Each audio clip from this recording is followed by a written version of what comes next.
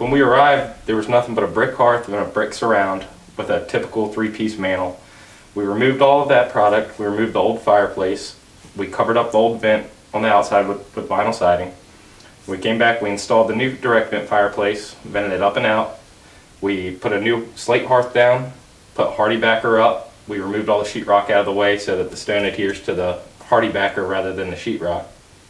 And now we're getting prepared to hang the mantel, which is very easy. It's a nice one-piece cleat. You just hang it right on the cleat. Makes it nice and easy for the installers, and it's fairly simple to install. Alright, so what we've done is we've already measured our stone from side to side to get a center point. We had 65 3/4 inches, so we put our center mark in line for the center point of our cleat. So the next thing we do is we take a marker, we take the cleat the way it's going to sit on the wall, just like so, and we mark center at that as well. 64 inches, so we're going to put a 32-inch center point. Right, the next step is to put the cleat on the mantel the way it's going to sit when it's finished on the wall, and to pull measurement for the height of your cleat. So what we do is we pull from the bottom of the mantel, since the bottom of the mantel will be sitting on top of the stone, and we pull a measurement from there to the bottom of the cleat.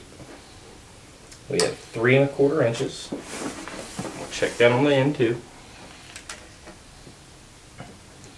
And it varies a little bit, so we have about a 1/16 of an inch difference. So I'm going to go with the smallest measurement, which is 3 5/16. We'll make 2 marks. We have studs here, and studs here. So what we've done is we've pre-marked where we knew our studs were, so that when we go to hang our cleat, we can attach it to the studs. You don't want to attach it just to sheetrock. It needs to be attached to something that's framed. So we have 3 5/16. And then we're going to measure 3 5/16 on the other end.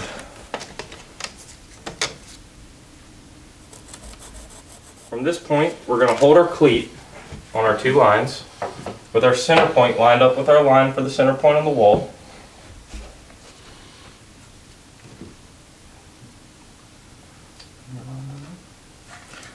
Then we double check it with a level. We're perfectly level there. So at that point, we're going to go ahead and mark the whole bottom of the cleat so we know where our mark is for a good level spot.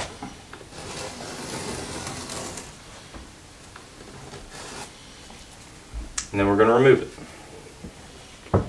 Alright, from this point, what we're going to do is we see where our marks are for our studs.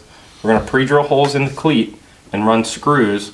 The reason why we don't just run screws rather than pre-drilling a hole is so it doesn't split the wood on the cleat.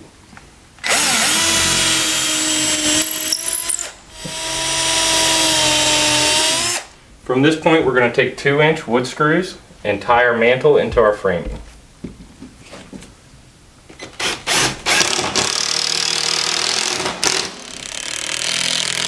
this point, we're going to hang the mantel right over top of that cleat.